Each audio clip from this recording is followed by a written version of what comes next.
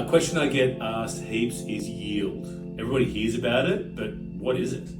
It's probably more concentrated to the commercial side of real estate, but it's still just as relevant for residential as well. Yield essentially is a measure of your return.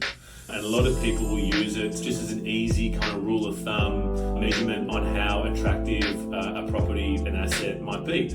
But really, to work it out, it's your annual income divided by your value of the house. Or value of the property. So a lot of typical yields that people look for, they change depending on the market, if it's a tighter market or a more buoyant market. But essentially, in a commercial setting, you could have yields anywhere from 5% to 15%, depending on your risk appetite, depending on the asset class and the tenancy.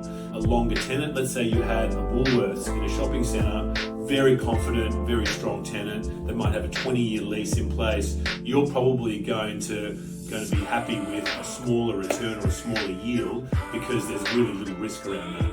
But if you might have quite a slow, small suburb with a retail tenant in there and they've never opened up a shop before, you probably want to have a higher yield in that situation because there's probably a little bit more risk around it.